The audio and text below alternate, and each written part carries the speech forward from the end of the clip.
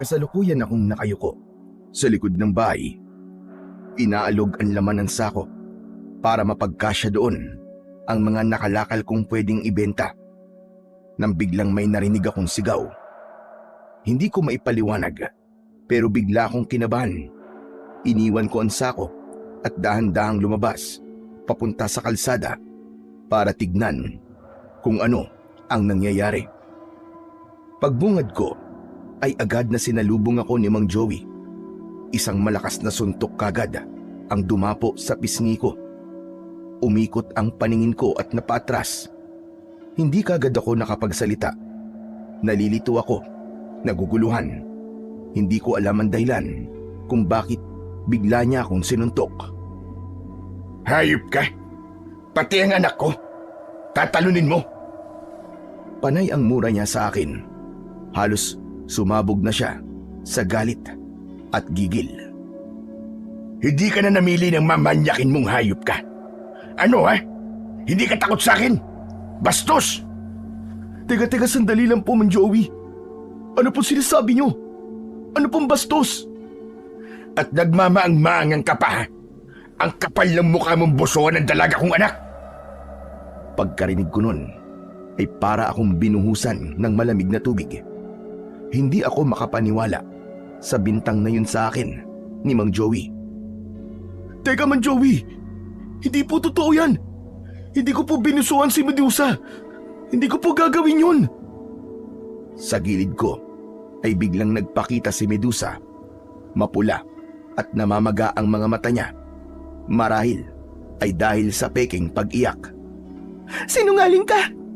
Nakita kita binusuhan mo ko habang naliligo ako kanina! Muli akong sinugod ni Mang Joey at binigwasan ulit ng isang suntok sa muka. Napasalampak ako sa lupa. Nadaplisan ang labi ko. Nalasahan ng dugo. Hindi ko alam kung ano na ang masakit.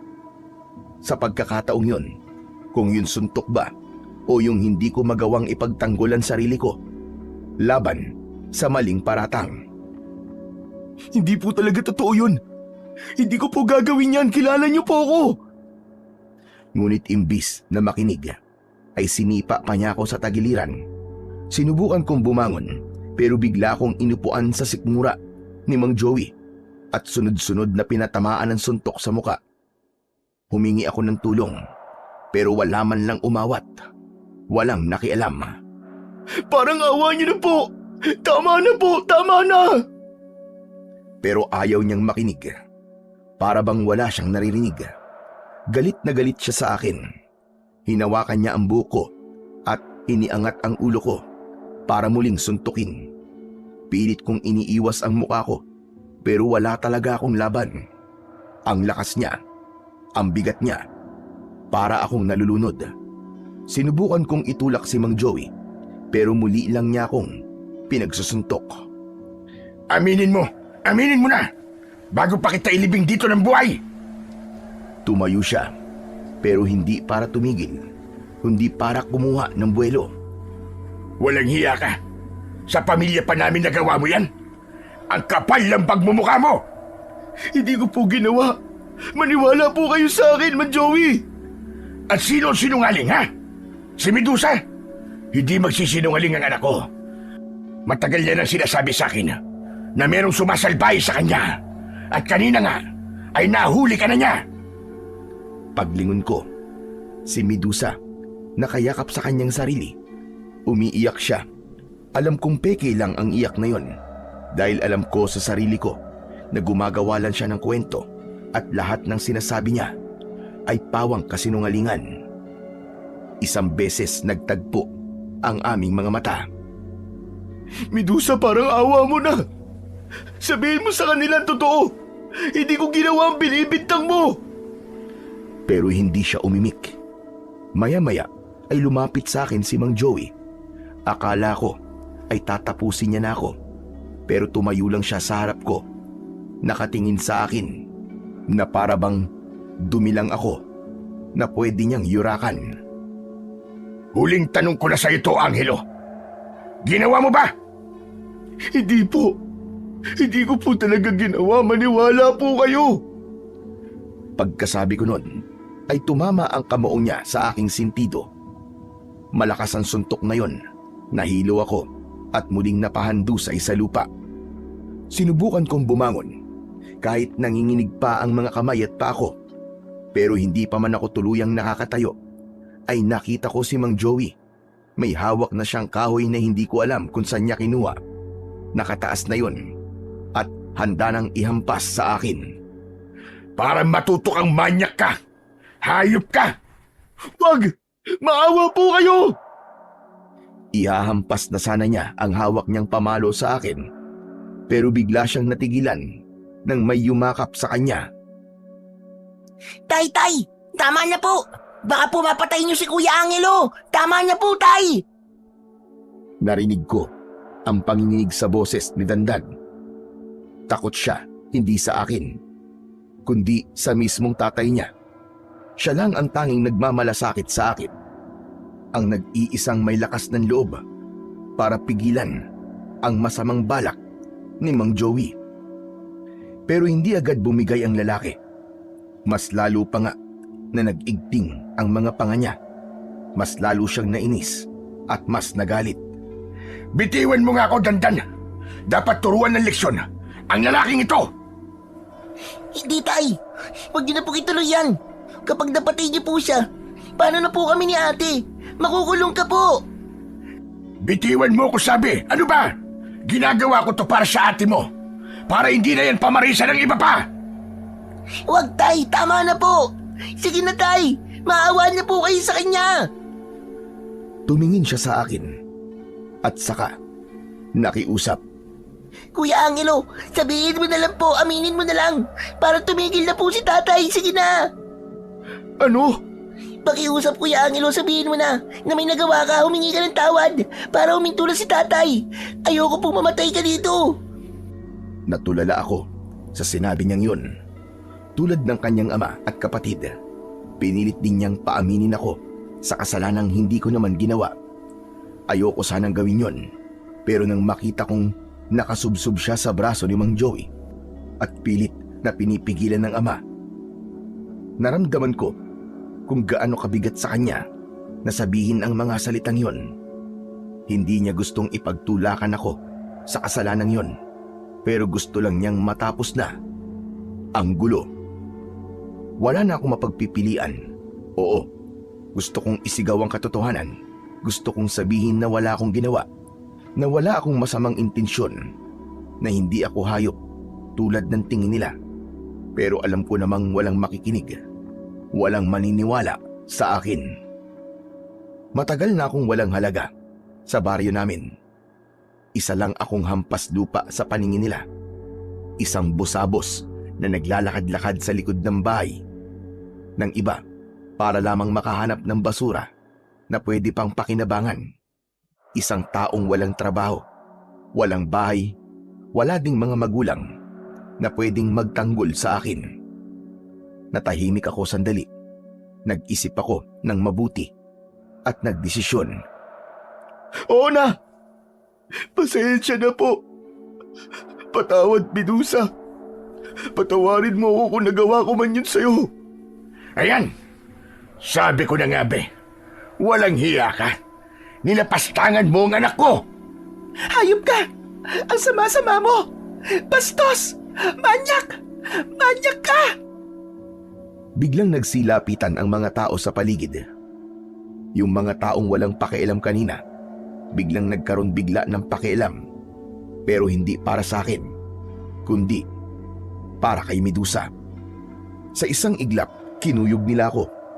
May humila sa damit ko. May sumipa sa tagiliran ko.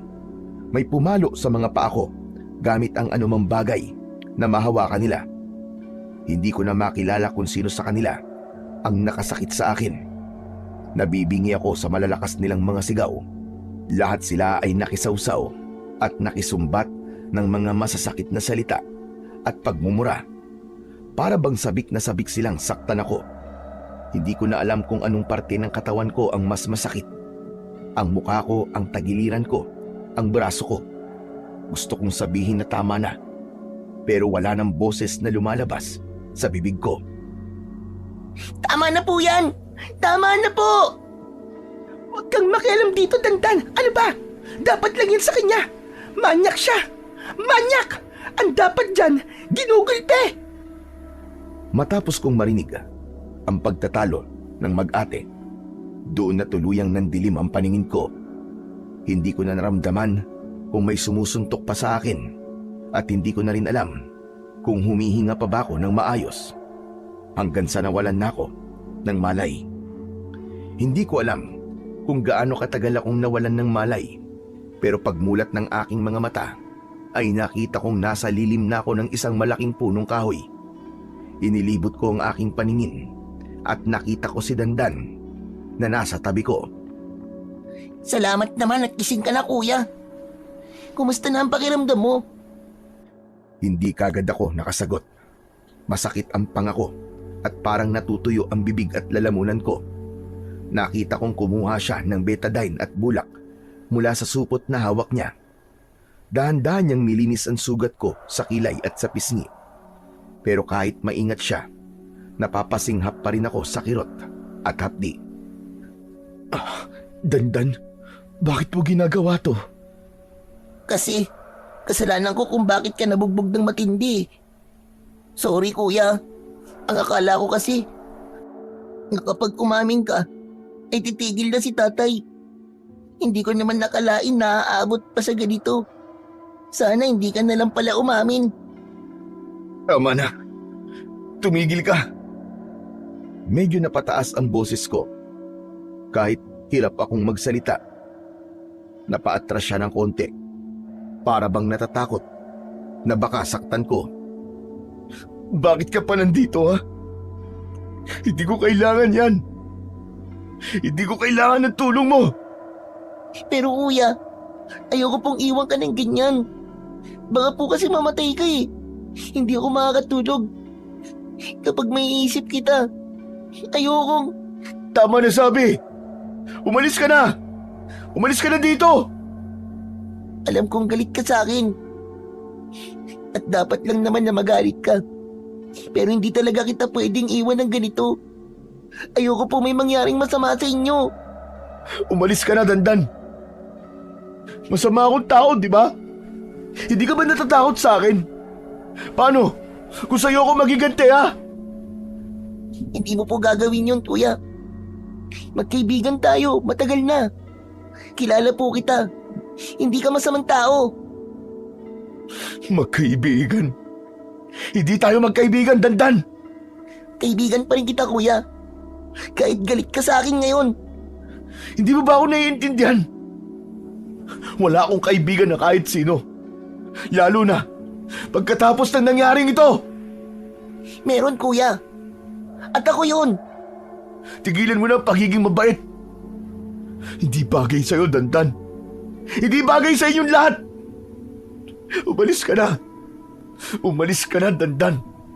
Bago pa kita magawa ng masama. Tatapusin ko na lang po yung panggagamot ko sa inyo. Ang lala po ng mga sugat nyo eh. Baka mamaya may infeksyon yan kapag pinabayaan natin.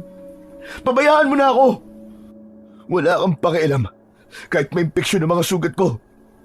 Ikaw na may sabi. Wala akong paki. Kaya wala rin akong naririnig. Ipinagpatuloy niya ang panggagamot sa mga sugat ko. Tahimik niyang dinampi-dampi ang mga bulak sa balat ko. Sinubukan kong igalaw ang braso ko para pilitin siyang itulak sana. Pero hindi ko maiangat ng maayos. Nangihina na talaga ako. Bakit ba ang tigas ng ulo mo? Hindi mo ako responsibilidad. Alam ko yun. Pero gusto pa rin kitang tulungan. Bakit? Kasi mabait ka sa akin nun eh. Ikaw yung nagtatanggol sa akin kapag binubuli ako ng mga bata. Hindi ko makakalimutan yun, Kuya Angelo. Kung ganun, bakit mo ako ipinahamak? Dahil tanga ako at natakot ako. Akala ko talaga titigil na sila kapag umamin ka. Pero mali. Mali pala ang ginawa kong yun. Oo, nagkamali ka. At ako nagdusa. Alam ko, kuya. Kaya nga bumabawi ako sa iyo eh. Kaya hindi ako aalis dito hanggat hindi ka okay. Kahit itaboy kita, Kahit sigawan mo pa ako, kahit anong sabihin mo, hindi kita iiwan dito. Hindi ka ba talaga natatakot sa akin? Hindi, Kuya Angelo. Bakit naman ako matatakot sa'yo? Muli niyang ipinagpatuloy ang pagdampi ng bulak sa aking mga sugat. Napatitig ako sa kanya. Sa inosente niyang muka. Alam ko, totoo ang sinabi niya. Wala siyang alam.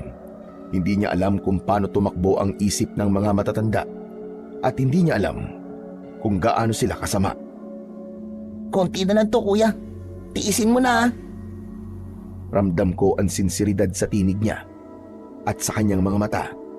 Nakita ko na nagmamalasakit talaga siya sa akin. Yung mukha niya puno ng awa at pagkabahala. Hindi peke. Ayan, tapos na itong nasa mukha mo, Kuya. Yung sa mga braso mo naman.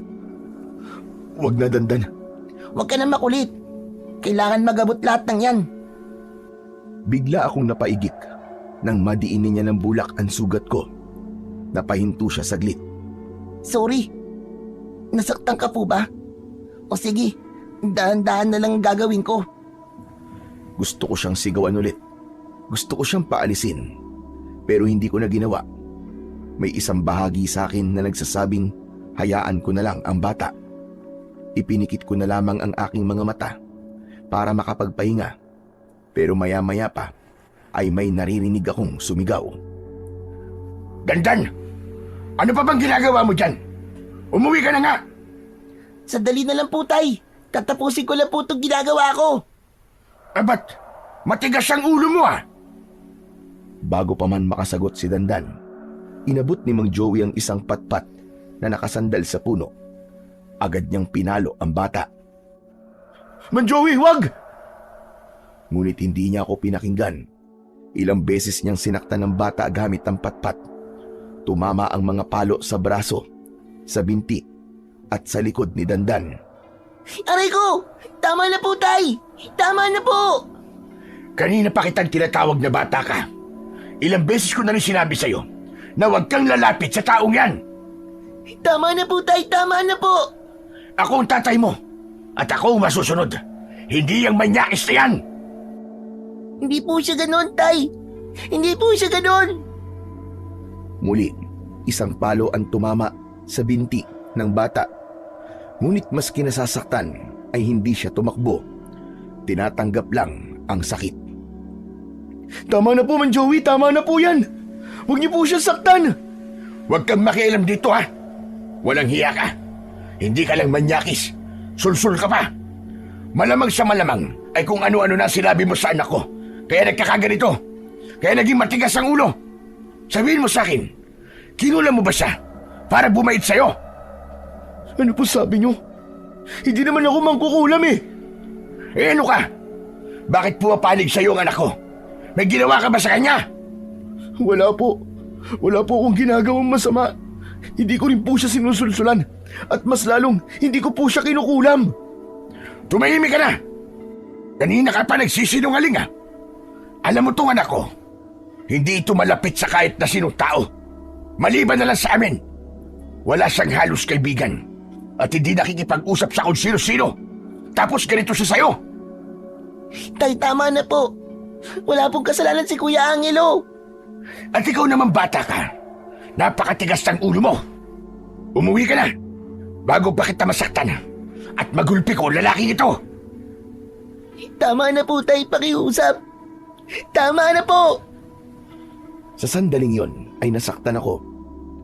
Hindi para sa sarili ko, kundi para kay Dandan. Masakit sa akin na makitang siya na ang sumasalo sa galit na hindi naman dapat siya ang magpasan. Mang Joey, kung sa akin po kayo galit, sa akin nyo na lang po ibuhusan lahat ng galit nyo. Huwag nyo na po saktan yung bata. Suminghal si Mang Joey. Humakbang papalapit sa akin habang hawak pa rin ng patpat. Napalunok ako at nangamba na baka saktan niya akong muli. Tay, tama na po. Umuwi na po tayo, Tay. Sa wakas, huminto siya. Dahan-dahan niyang ibinaba ang patpat na hawak niya. O siya, sige. Tara na. Umuwi na tayo. Tumalikod na silang mag-ama at naglakad pa uwi ng kanilang bahay. Samantalang ako naiwan sa ilalim ng puno. Ilang ulit pa siyang lumingon sa akin pero hindi na siya nagsalita dahil sa takot sa kanyang ama. Sinubukan kong bumahon ng dahan-dahan. Kahit hirap, makirot at masakit ang katawan ko, nagawa kong sumandal sa katawan ng puno. Ilang sandali pa, may dumaang mga tao, mga kapitbahay, mga tanod, pati matatanda na galing sa simbahan. Ni isa sa kanila, walang tumigil para tignan ako. Walang nagmamalasakit o nangumusta man lang. Yung iba, nag-iwas pa ng tingin. Pero ang pinakamalala, ayaw na nga nilang tumulong. Hinusgahan pa ako ng sobra. May tumawag sa akin ng manyakis. Doon ko napagtanto na wala talagang naniniwala sa akin at wala din talaga akong kakampi. Samantala, kinabukasan ng gabi, naramdaman kong medyo bumalik na ang lakas ko. Malaking tulong ang mga pagkaing ipinuslit ni Dandan mula sa bahay nila. Tahimik lang niyang iniwanan yon sa tabi ko. Tapos aalis agad bago pa siya mahuli ng tatay niya. Tinanggap kong lahat yon at kinain dahil alam kong kailangan kong lumakas. Kailangan kong mabuhay. Sinubukan kong tumayo kahit nanginginig pa rin ang mga tuhod ko. Ay nagawa ko. Nagawa ko ring makakbang ng dahan-dahan. Tapos ay biglang umambon. Kailangan kong makahanap ng masisilungan bago pa lumakas ang ulan. Gabi noon, tahimik ang buong baryo. Nagsumikap akong maglakad papunta sa pinakamalapit na bahay. Ang bahay ni Dandan. Tumungo ako sa likod. Nang nasa likod na ako, may napansin akong dalawang anino. Napahinto ako. May liwanag mula sa bintanang nakabukas at doon ko nakita na may kahalikang lalaki si Medusa sa likod ng bahay nila. Agad akong nagtago sa likod ng mga halamang malalaki ang dahon. Ayokong makita nila ako dahil baka mag-imbento na naman sila ng kwento na ako na naman ang masama. Maya-maya ay narinig kong nagsalita si Medusa. Mabuti na lang talaga at naisip kong yung lalaki na yun ang ituro ko na namboboso sa akin. Ikaw kasi, hindi ka nag-iingat. Mabuti na lang at hindi ka nakilala ni tatay nung dumaan ka dito sa bahay.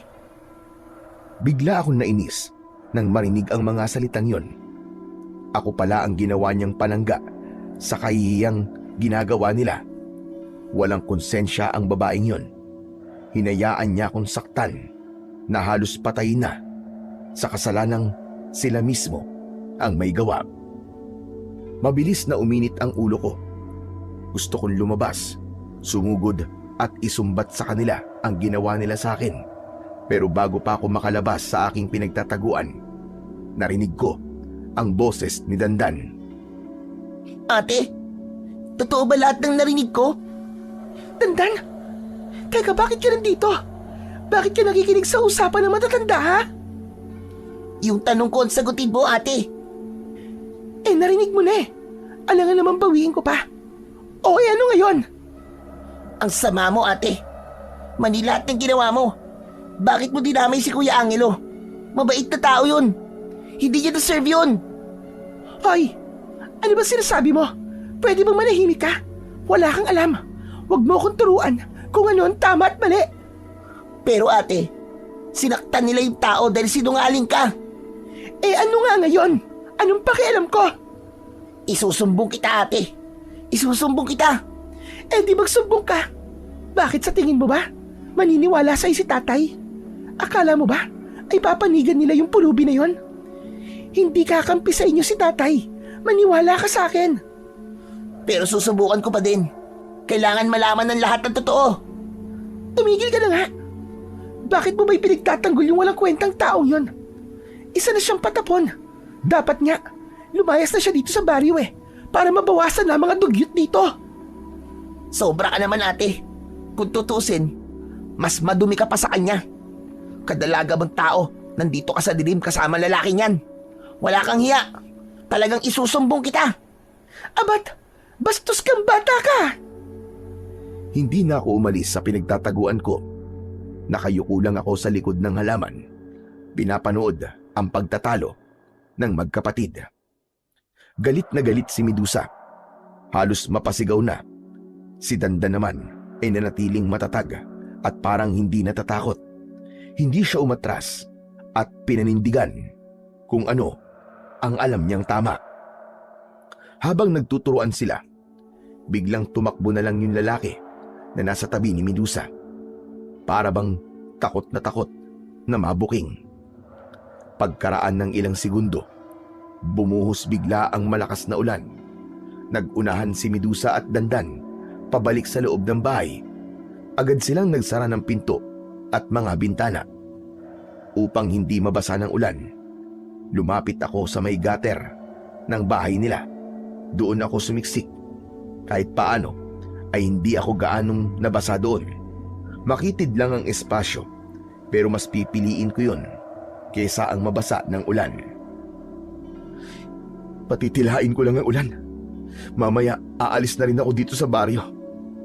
Bahala na kung saan ako mapadpad. Tahimik akong naupo. Niyakap ko ang aking sarili para hindi masyadong lamigin. Habang naghihintay ako sa pagtila ng ulan, may nakita akong liwanag sa hindi kalayuan. Maliliit na para bang mga bolang apoy. Hala, ano ang mga yun? Hindi ko masabi kung ano ang mga bagay na yun. Ilang segundo lang silang nagpakita sa akin, tapos bigla ring naglaho na parang wala lang. Napabuntong hininga ko. Inisip ko na lang na baka mga hayop lang din na nakikisilong dahil sa malakas na ulan. At ilang sandali pa, naramdaman kong namigat na ang aking mga mata hanggang sa hindi ko na namalayan na nakatulog na pala ako sa aking kinaroroonan. Pagkagising ko kinabukasan, agad kong naramdaman ang presensya ng mga tao sa paligid. Pagmulat ko, tama nga, pinalilibutan na naman nila ako. Dahan-dahan akong umupo, nakayuko at hindi makatingin sa kanilang lahat. Sabi ko na sa iyo manyak talaga tong lalaki na to Kita nyo? Tumambay na naman dito ng buong magdamag. Para ano ha? Minamanmanan mo ba ako? Hindi ko na nagawang sumagot dahil may ibang mga tao na agad na sumang-ayon sa kanya. Agad silang nagbulungan habang nakatingin sa akin. Yung tingin nila, para bang isa kong peste, isang mabaho at maruming peste na noon lang nila nadiskubre. Mabuti pa, ay isumbong na natin sa pulis, tatay. Baka sa susunod ay may gawin na namang masama sa akin yan. Delikado na ang buhay ko sa kanya, tay. Natatakot na po ako. Tama ka, anak. Hindi na pwede palagpasin ito. Isusumbong na natin sa pulis ang hayop na manyakis na yan. Sandali lang po. Wala naman po akong ginagawang masama. Nakisilong lang po kagabi dahil malakas po ang ulan. Wala na po akong ibang mapupuntahan At ito po ang pinakamalapit na pwede kong silungan. Palusot ka pa Kung talagang wala kang masamang intensyon, bakit dito ka pa sumilong? Dito pa mismo sa likod ng bahay natin.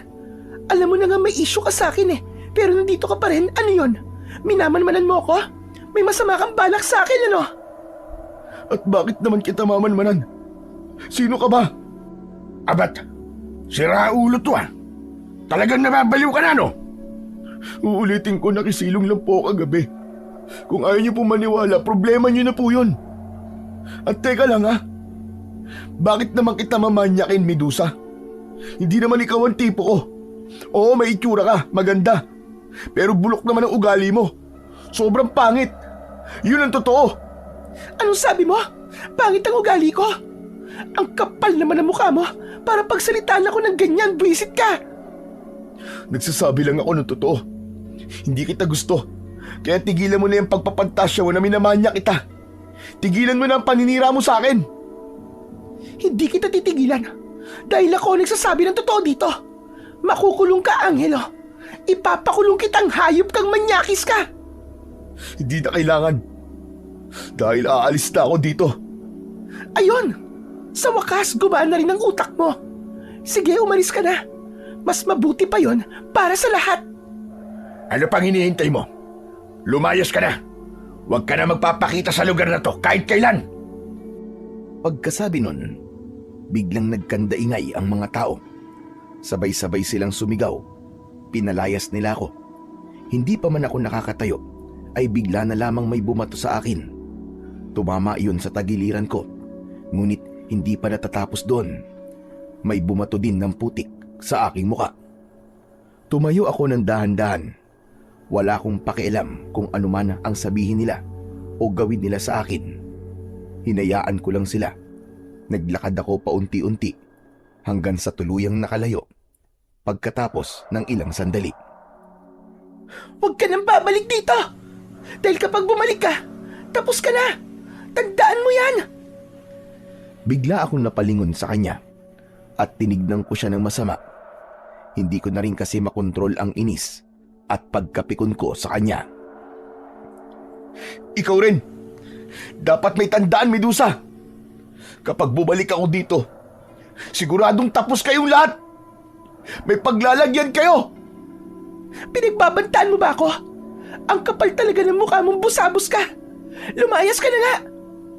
Tama! Lumayas ka na dito! Layas! Pagkarinig ko nun, ay tumalikod na ako. Hindi ko na sila sinagot. Naglakad ako at di na muling lumingon. Umalis ako sa baring yon. Ayon na rin sa kagustuhan nilang mapalayas ako. Nang nasa bungad na ako ng baryo, may nakita akong mga dayo na papasok. Hindi ko kilala ang mga yon. Habang papalapit sila, hindi ko maiwasang mapansin ang paraan nila ng pagtitig sa akin. Para bang sinusukat nila ako mula ulo hanggang paa. Wala man akong kilala sa kanila, pero may kakaiba sa presensya nila. Hindi sila nagsasalita, pero ramdam kong parang hindi sila gagawa ng mabuti. Magkakatabi silang naglalakad. Mabagal ang kanilang hakbang at halos sabay-sabay ang pag-angat at pagyuko at paglingon nila. Yung lalaking may malaking mata, hindi kumukurap. Sunod ko namang napansin ang isang may pilat sa pisngi. Bahagyang nakangisi ito at titig na titig sa akin. Ilang beses din itong inilabas ang kanyang dila na para bang may nilalasap itong masarap na pagkain. Nagpatuloy ako sa paglalakad hanggang sa makalampas ako sa kanilang hanay. Hindi ako huminto. At habang palayo ako ng palayo sa baryo, bigla akong nakarinig ng malalakas na alulong ng mga aso. Pero hindi na ako lumingon. Nang tuluyan na akong makalayo, nakaramdam ako ng gutom. Pero wala akong pera. Wala din akong baon na pagkain.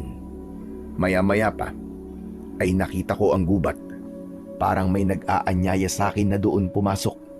At naisip ko din na baka merong mga masasarap na bungang kahoy na makita ko doon bilang pantawid ng gutom habang ako ay naglalakbay.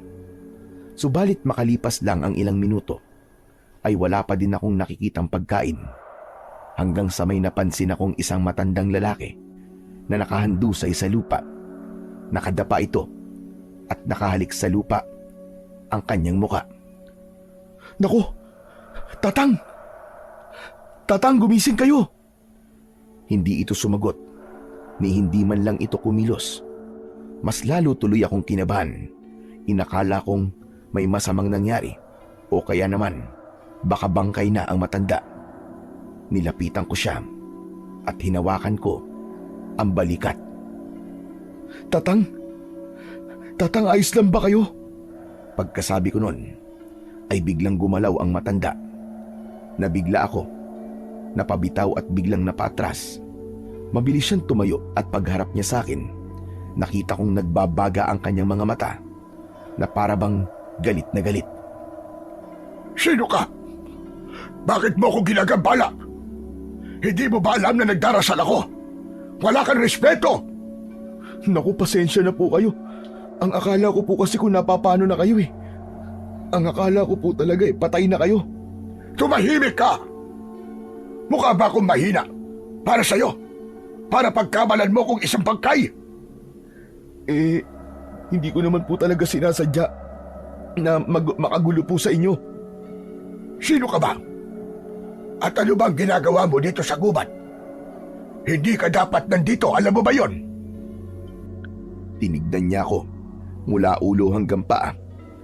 Halatang hindi siya natutuwa sa aking presensya. Ako rin ay napatingin sa kanyang kabuuan. Matanda na siya, pero maganda pa rin ang tindig. Mahaba ang buhok niya, kulay abo at medyo magulo. Matatalim kung tumingin ang kanyang mga mata. Pasensya na po ulit kayo, Tatang. Hindi ko naman po talaga sinasadya eh. Napunta lang naman po ako dito kasi naghahanap po ako ng prutas na pwedeng kainin habang naglalakbay. Mali ang pinasok mo. Wala kang prutas na makukuha dito. Isa pa, tulad ng sinabi ko kanina, hindi ka dapat nandito. Delikado ang lugar na to para sa'yo. Hindi to para sa mga taong gala na katulad mo. Bakit mo ko pinagtatawanan? Pasensya na po ulit. Hindi ko po kayo tinatawanan.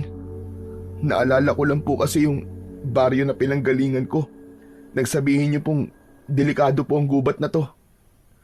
At ano namang koneksyon nun sa sinabi ko? Kasi, Tatang, wala na pong mas delikado pa sa lugar po na pinanggalingan ko. Ano bang ibig mo sabihin? Dahil lahat po ng tao doon walang awa. Wala po silang puso. Sinaktan po nila ako, nilait. Mga demonyo po ang mga tao doon. Pinalayas po nila ako. Tumahimik ang matanda. Tinitigan niya ako na para bang iniisip niya kung nagsasabi ba ako ng totoo o nag-iimbento lang. Maya-maya pa ay napabuntong hininga siya. Teka, ano bang pangalan mo? Ako po si Angelo. Kayo po, Tatang. Severino. Tawagin mo na lamang akong Apong Severino. Apong Severino? Lumingali nga siya sa paligid ng gubat. Saka bumalik ang tingin niya sa akin. Ano ba talaga nangyari sa'yo? Dito ka ba talaga napunta? O napadpad ka lang? Napadpad lang po. Ay nako, tulad na sinabi ko kanina, hindi ka dapat pumunta dito. Hindi mo alam kung anong klaseng lugar ito. Yun na nga po eh. Kanina niyo pa po sinasabi yan. Bakit po ba? Ano po bang klaseng lugar to? Ano pong meron dito? Maraming masasamang elemento dito. Hindi sila nakikita ng mga mata ng tao. Pero nagmamasid sila at naghihintay ng kanilang mabibiktima. Kapag hindi ka marunong mag-ingat, pwede ka nilang saktan o kunin at dalhin sa mundo nila. Ho?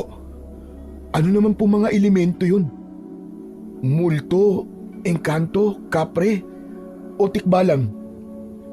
Hindi ko na natapos ang sinasabi ko dahil para bang bigla ko natawa. Hindi ko siya siniseryoso dahil hindi naman ako naniniwala sa mga ganong klase ng nilalang. Bigla siyang lumapit sa akin. Seryoso ang kanyang muka at halatang hindi talaga nagbibiro. Itinaas niya ang kanyang mga palad at tinapik yun sa aking noo gamit ang 2 daliri. Agad akong nahilo. Pumikit ng kusa ang mga mata ko dahil parang umikot ng mabilis ang aking mundo. Diyos ko, ano to? Ano nangyayari sa akin, Apong? Maya-maya pa ay bumuti na ang pakiramdam ko. Dahan-dahan kong iminulat ang aking mga mata. Ngunit nang igala ko ang aking paningin, may nakita akong isang higanting nilalang na nasa tabi ng isang malaking puno. Maruming kayumanggi ang kulay ng kanyang balat. Para bang maikukumpara yon sa tuyong kahoy. Ang mga mata niya ay pulang-pula at malaki. Nakatitig ng diretso sa akin. May hawak din siyang umuusok na tabako. Samantala, sa gawing kanan ko naman ay may isang nilalang na gumagapang sa lupa. Mahaba ito, payat at maitim. Parang tao, pero sobrang baluktot ang kanyang katawan. Wala siyang muka. Meron din akong nakita na babae sa may gilid ko. Nakalutang sa ere. Mahaba ang kanyang buhok at nakaawang ang bibig. May lumalabas na itim na usok mula doon.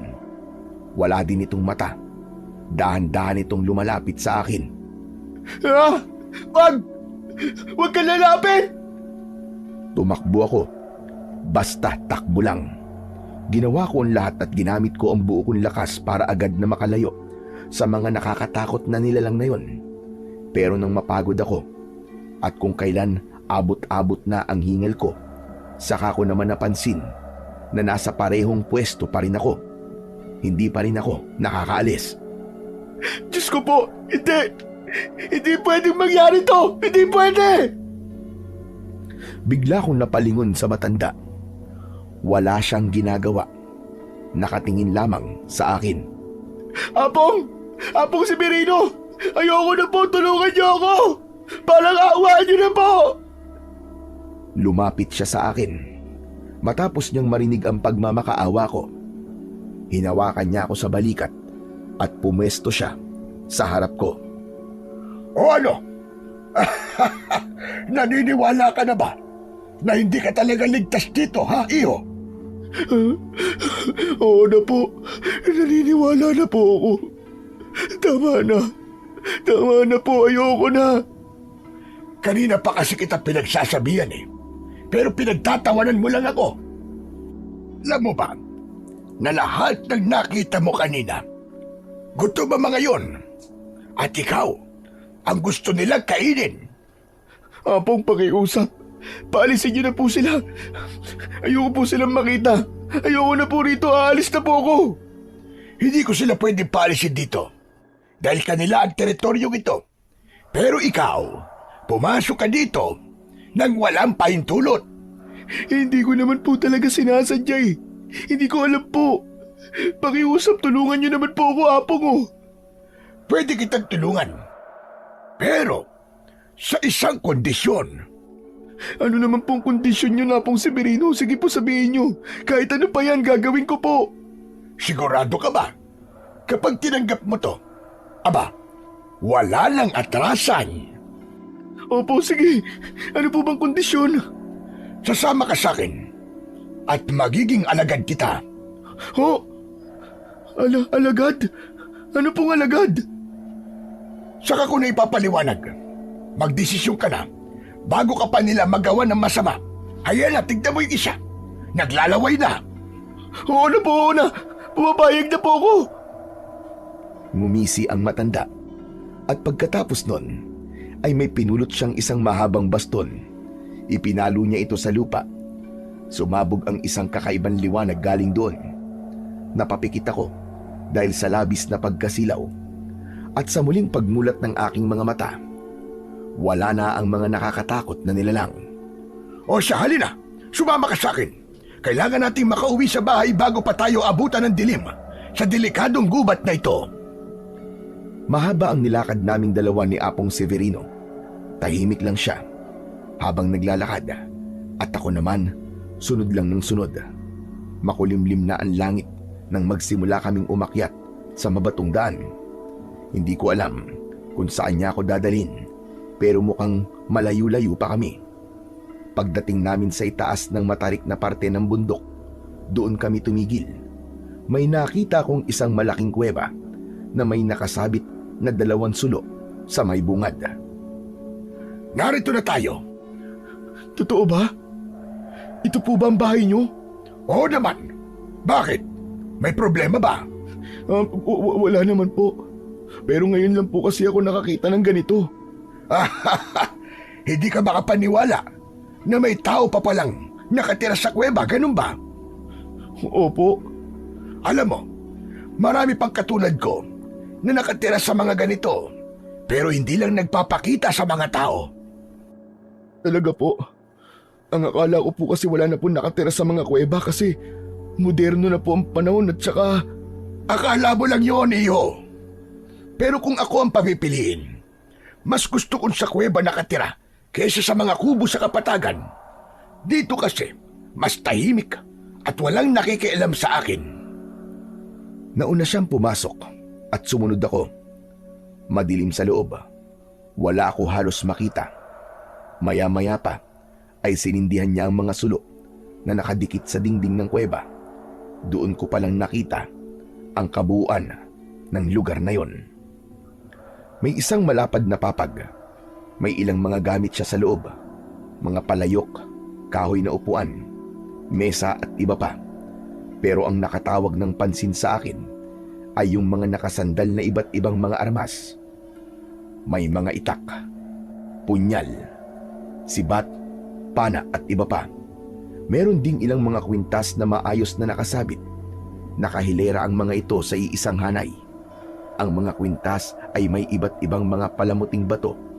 May mga bote din na may lamang kung ano-anong mga likido.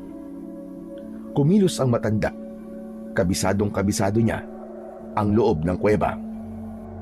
Iinitin ko lang ito mga pagkain natin. Diyan ka na lang muna. Tumango ako. Pagkatapos ay kinuha niya ang isang palayok na may nakaimbak na nilutong pagkain. Hindi ko alam kung anong klaseng pagkain yon, pero mabango at mas lalong mabango nang initin niya yon sa apoy. Halika na. Kumain na muna tayo bago matulog. Salamat po, Apong. Pero matanong ko lang po, ano po ba ang pagkain to? Yan ay isang uri ng bungang ugat. Madalas tumubo yan dito sa bundok. Isang simpleng pagkain lang, pero mabisang makapagpalakas ng katawan. Tumingin ako sa kaldero. May laman itong halos kahawig ng kamuting kahoy, pero mas mapino at mas malambot ang itsura. O sige na, kainin mo na. Pag naubos mo yan, mararamdaman mong gagaan kagad ang pakiramdam mo. Kumuha ako ng isa at sinubo yun. Mainit-init pa at medyo malapot, pero may tamang asim at alat. Hindi siya ganong masarap. Wala namang espesyal sa lasa, pero habang nilulunok ko, ramdam ko ang init na dahan-dahang bumababa mula sa bibig ko, dumudulas sa lalamunan at gumuguhit hanggang sa tiyan. Sige, kumain ka pa ng madami. Kakailanganin mo yan para may sapat kang lakas na gagamitin bukas. Dahil marami tayong gagawin. Po, ano pong gagawin natin? Bukas mo na malalaman. Basta kumain ka ng kumain, magpakabusog ka. Dahil kapag hindi ka kumain na madami, manghihina ka at madali kang bibigay. Tumango na lang ako at ipinagpatuloy ang pagkain ng tahimik. Pagkatapos naming kumain, ay tumayo na ang matandang lalaki. Yung papag ko, kapag gusto mo na magpahinga, tumabi ka na lang. O sige, mauuna na akong mahiga. At kapag gusto mo na magpahinga at antok ka na, huwag mong kalimutang patayin ang mga sulok. Yung kasera na lang ang hayaan mong nakabukas. Opo. Sige po, Apong. Salamat po. O sige na. Bukas na lang tayo mag-usap, Hane. Pagod na kasi ako eh. Kailangan ko lang matulog. Tumalikod na siya at tumiga sa papag. Makaraan ng ilang segundo, narinig ko na ang hilik niya. Nakatulog na kagad ang matanda. Ako naman ay nakaupo pa rin. Panay ang tingin ko sa mga kwintas na nakasabit sa dingding ng kuweba. Alam ko ang mga yon. Nakakita na ako dati sa bahay ng isang albularyo doon sa baryo namin. Sigurado ko na anting-anting ang mga yon. Maya-maya pa ay biglang sumagi sa isip ko ang muka ni Medusa. Mas lalo tuloy akong hindi dinalaw ng antok. Kumirot ang dibdib ko dahil sa galit at inis. Hindi ko makalimutan ang tingin niya, yung paraan ng paggising niya habang pinapahiya ako sa harap ng maraming tao. Pero hindi lang siya ang naisip ko. Isa-isa kong naalala ang mukha ng lahat ng mga taong kumutya sa akin at nangusga. Lahat sila masamang tao ang tingin sa akin. Humanda sila. Kung masamang tao ko sa paningin nila, pues ako na ang pinakamasamang tao na makikilala nila sa buong buhay nila. Malakas talaga ang kutob ko na hindi ordinaryong matanda lang si Apong Severino. Sa palagay ko ay isa siyang ermitanyo o albularyo o baka isang antingero na may kakaibang kaalaman. Hindi basta-basta ang mga gamit niya. At doon nagsimulang maglaro ang isip ko. Gagamitin ko ang matanda para lumakas ako at magkaroon ng kapangyarihan. Kaya humanda kayong lahat sa akin. Maghihiganti ako. Lalong-lalo na sa iyo, Medusa at Manjoey. Ipaparamdam ko sa inyong lahat ang sakit at kahihiyang binigay niyo sa akin. Dahan-dahan akong napangisi. Napatitig ako sa tulog na matanda. Wala siyang kaalam-alam na gagamitin ko siya. At siya ang magiging susi ko para makaganti. Ipinangako ko sa sarili kong babalik ako sa baryo na yon, hindi bilang isang busabos o kawawa. Kapag bumalik ako, sisiguraduhin kong titingalain nila ako at katatakutan. Ilang sandali pa akong natulala bago nagpasya na patayin ng mga sulo isa-isa. Pagkatapos ay nahiga na ako sa papag para matulog. Kinabukasan, pagising ko, ay wala na si Apong Severino sa tabi ko. Pero may naririnig akong parang nagkakaskas ng kahoy sa labas. Dahan-dahan akong tumayo at naglakad palabas. At doon ay nakita ko nga ang matanda na pinapatalim ang dulo ng sibat. Napatingin siya sa akin at ngumiti ng bahagya. Mabuti naman at gising ka na. Halika, tulungan mo ko sa paghahanda. Apong, para saan po mga sibat na yan? Mga ngaso tayo mamaya. Gagamitin natin ito para makapanghuli ng hayop. Mga ngaso po tayo? Pero hindi po ako marunong ng ganun, Apong. Sundan mo na lang ako. Gawin mo lang kung ano ang iuutos ko at makakahuli tayo panigurado. Hinawakan niya ang isa sa mga sibat at itinuro sa akin ang wastong postura. Nagturo siya ng simpleng galaw kung paano ito itutok at kung paano bitawan. Alam mo bang matagal nang nasa akin ang mga sibat na ito at matagal ko na ding hindi nagagamit? Masaya ko kasi ngayon ay masusubukan ko na ulit ang galing ko sa pangangaso. Ganun po ba? Oo naman. At nasasabik ako. Alam mo ba? Kailan po tayo mga ngaso? Ngayong umaga po ba? Wala tayong mauhuling hayop sa umaga. Mamayang gabi, pupunta tayo sa pinakapusod ng gubat at doon tayo maghahanap ng mga hayop. Sa gabi po? Oo, sa gabi. Dahil doon lumalabas ang mga hayop na kailangan nating hulihin. Pero hindi po ba delikado yun, Apong? Delikado kung hindi ka marunong. Kaya nga tinuturuan na kita ngayon. At alam mo kung ano ang tamang galaw at para alam mo kung paano ang tamang panguhuli. Ngumisi siya sa akin, tapos muli niyang itinaas ang hawak na sibat.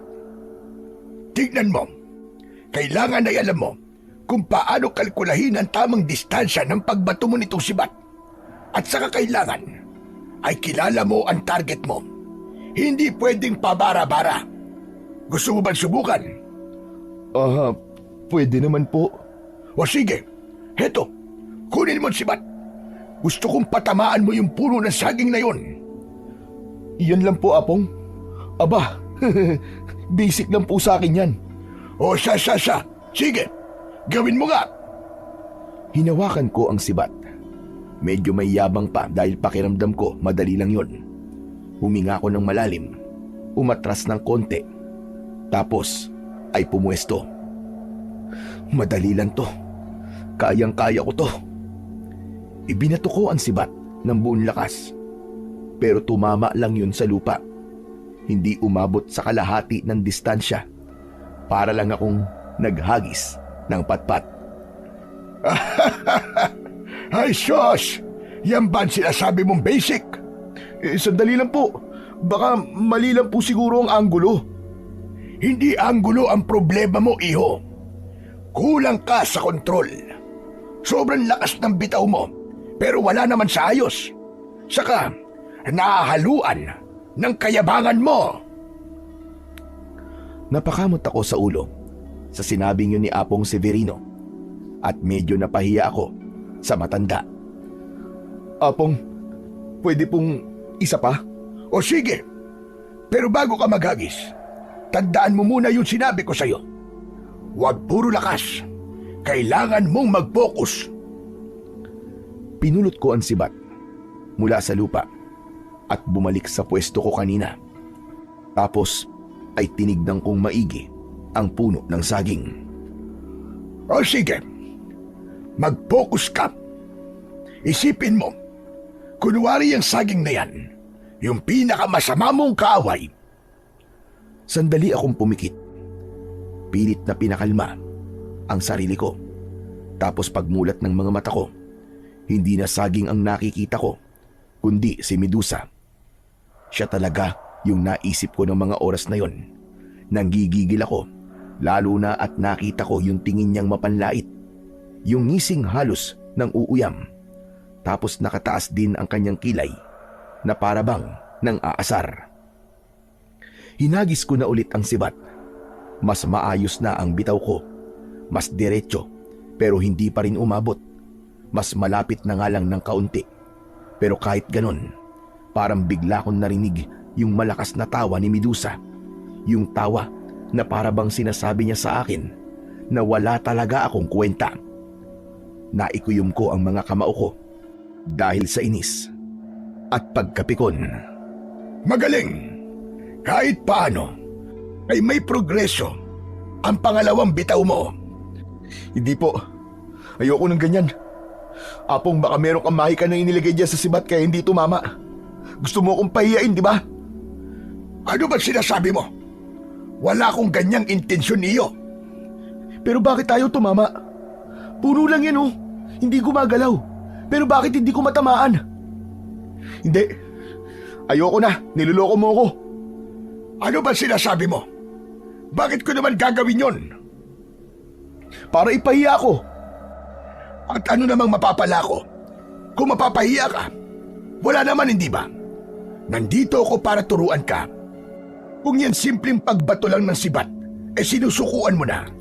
Ano pa kaya ang kaya mong gawin? Natahimik ako sa sinabing yun ni Apong. Kailangan mo lang magtiyaga, Angelo.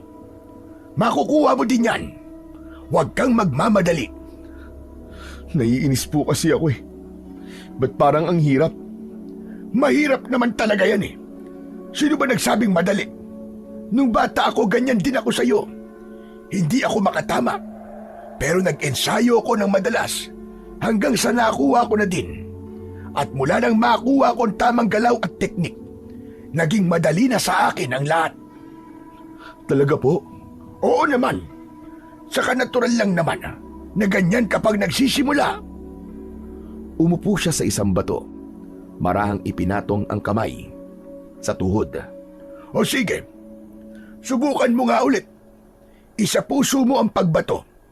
Mag-focus ka ulit. Pero Apong, hindi ko po alam kung kaya ko. Huwag ganyan.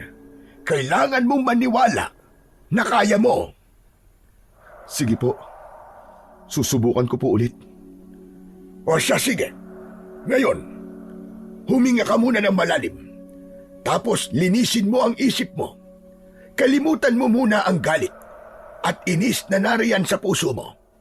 Basta, tignan mo lang ang puno ng saging. Dahan-dahan kong iniangat yung sibat, gaya ng turo ni Apong Severino. Huminga ako ng malalim. Inalis ko sa isip ko si Medusa, si Mang Joey, at lahat ng taong bumastos at nang alipusta sa akin. Para sa sandaling yon, ako lang at yung puno. At sa isang iglap, ibinato ko ang sibat. Tumama ito diretso sa katawan ng puno ng saging. Hindi man sentro, pero tinamaan. Uy! Tumama! Apong, tingnan nyo! Natamaan ko po puno ng saging! Ayos! Magaling iyo! Sabi ko na sa'yo, na kaya mo eh. Nakita mo na. Opo, grabe. Ang sarap po pala sa pakiramdam. Yan! Yan mismo! Yan ang sinasabi ko. Nakukuha yan sa tiyaga at hindi sa pagsuko. Tama si Apong Severino. Kailangan lang talaga ng tiyaga, ng focus. Napatingin ako sa puno at sa unang pagkakataon, nalaman kong pwede naman pala akong maging magaling. O siya, sige na. Kunin mo na yung sibat. Uulitin pa natin yan. Kailangan mo pang magsanay. Sinunod ko ang utos niya at habang papalapit ako sa puno, napapangiti ako. Sa isip ko, para bang may maliit na boses na nagsasabing kapag natutunan ko lahat ng mga yon, humanda silang lahat sa akin. Pagbalik ko sa pwesto, nakita kong tahimik lang si Apong, pero halata sa ngiti niya na natuwa siya sa naging progreso ko.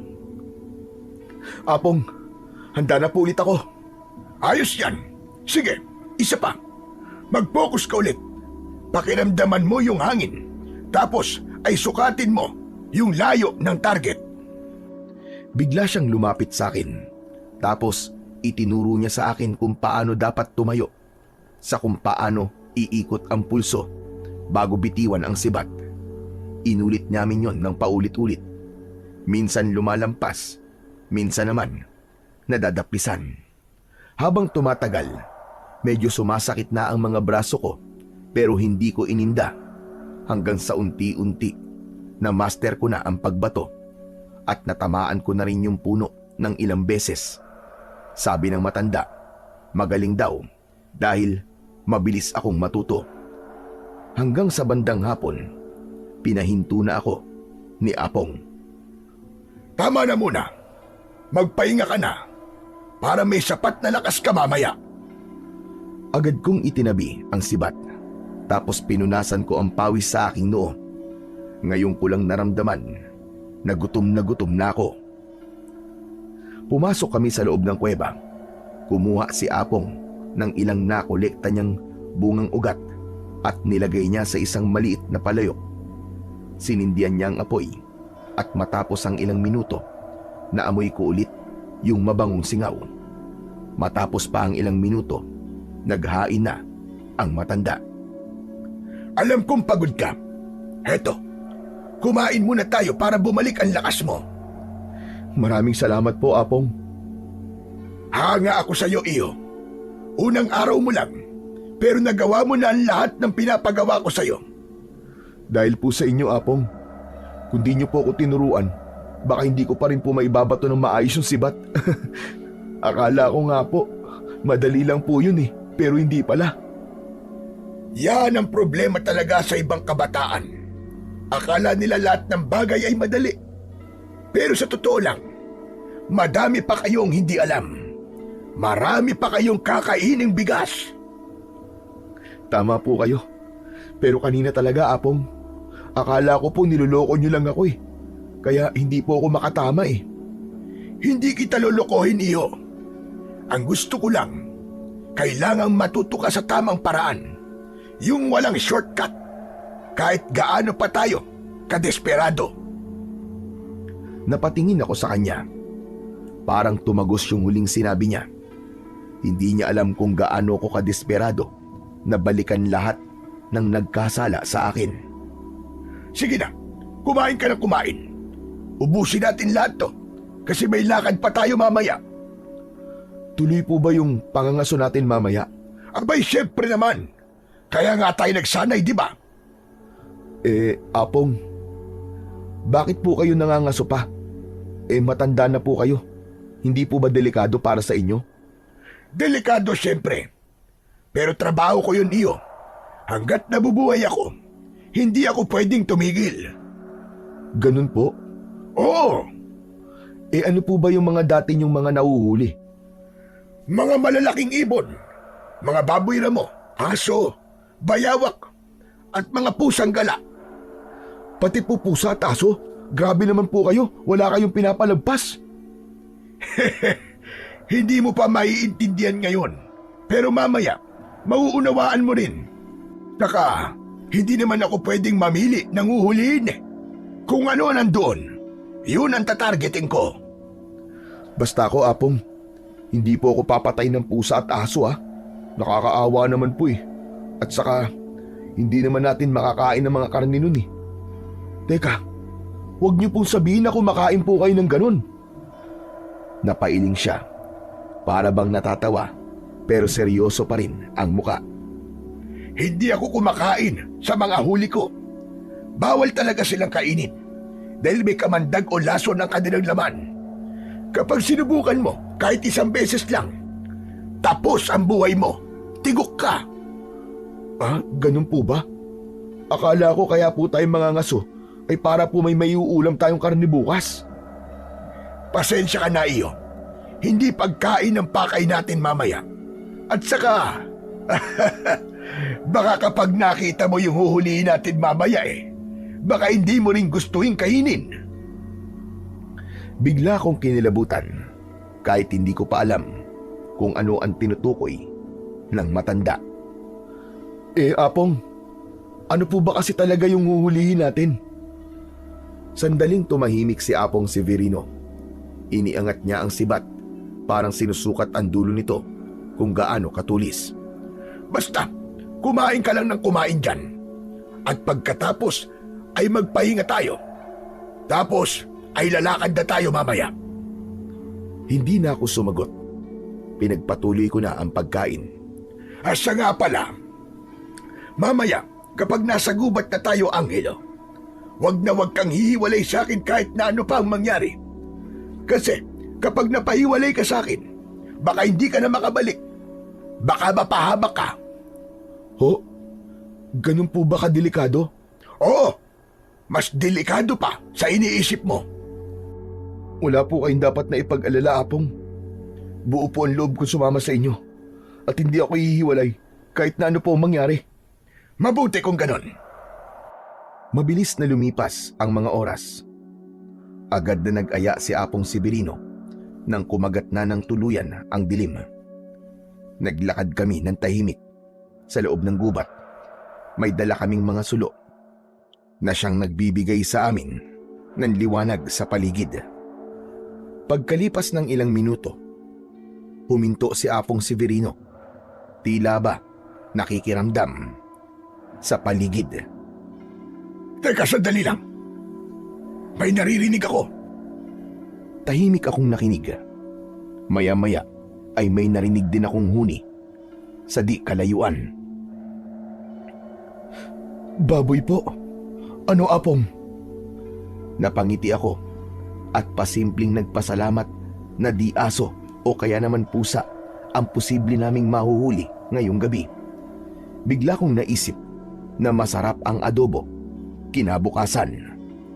Magsasalita pa sana ulit ako, pero itinapat sa akin ni Apong Severino ang kamay niya. Patayin mo ang sulo! Bilisan mo! Agad akong sumunod. Halos wala na akong makita nang mamatay ng tuluyan ang dalawang sulo. Huwag kang maingay. At huwag kang hihiwalay sa akin.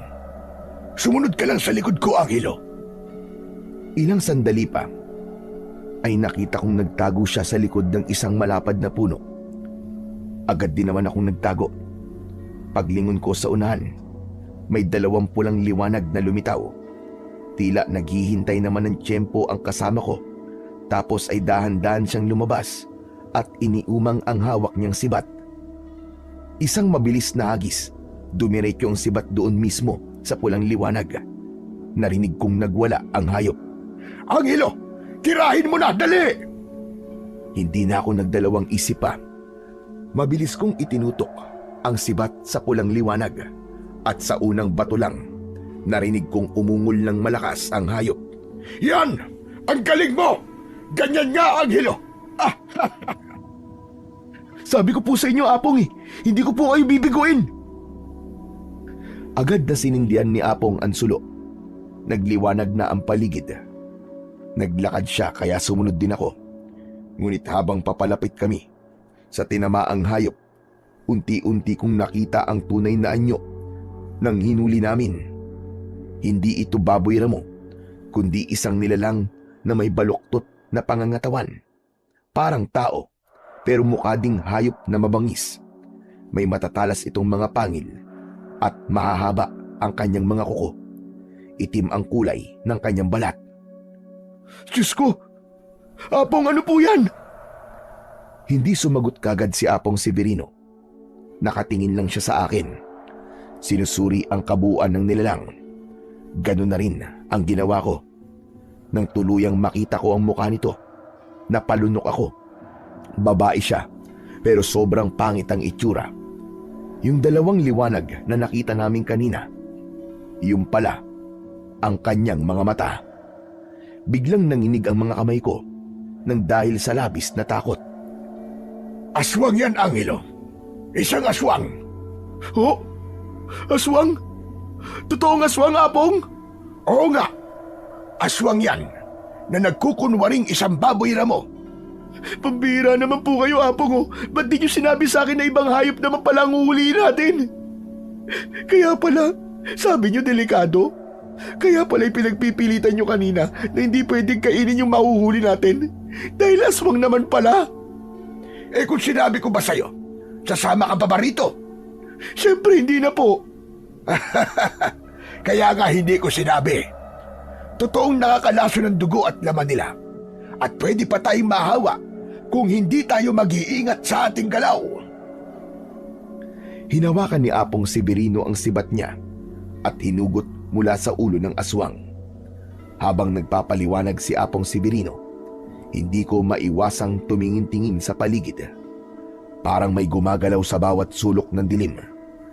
Para bang may nakatingin sa amin sa pagitan ng mga puno.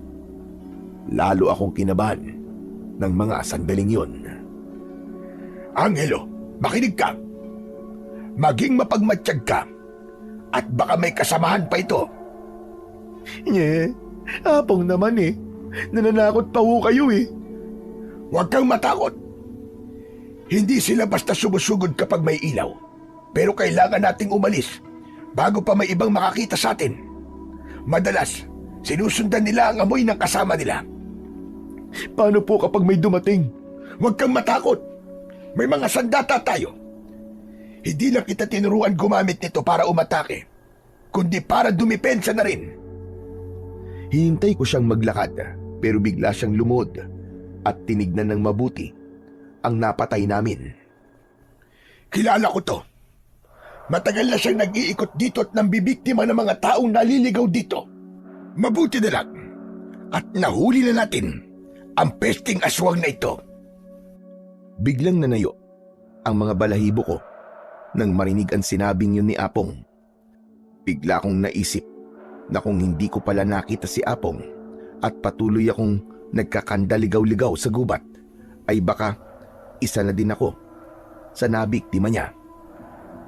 Salamat po Apong Severino. At bakit ka naman nagpapasalamat sa akin? Kasi po, nakita ko po kayo. Tapos, isinama niyo po ako. Dahil kung hindi, baka patay na po ako ngayon. Wala yun, iyo. Mukhang itinadhana ang ating pagkikita. Talaga po? Paano niyo naman po nasabi yun? Basta, sasabihin ko na lang sa'yo sa tamang panahon. Ayan na naman po kayo eh. Magdamag ko na naman pong iisipin yan eh. Eh di wag mong isipin, problema ba yun? Mas mahalaga yung makaalis muna tayo dito. Tara na! Nagsimula na siyang maglakad pabalik sa kuweba. Agad naman akong sumunod sa kanya. Tahimik na ako at hindi na nagtanong dahil baka lalo lang akong kabahan. Paglabas namin sa kakauyan, unti-unti nang bumalik ang liwanag ng buwan. Ilang sandali pa, nakarating na kami sa kubo. Agad na humiga ang matanda sa papag. Apong, ano po ulit yung ibig niyo sabihin kanina? Yung tinadhana po yung pagkikita natin? Bakit niyo po nasabi yun? Ano pong ibig niyo sabihin? Ipaliwanag niyo naman po sa akin oh. Sinabi ko nga sa'yo, saka na. Huwag na muna ngayon. Ano ba kasi yan?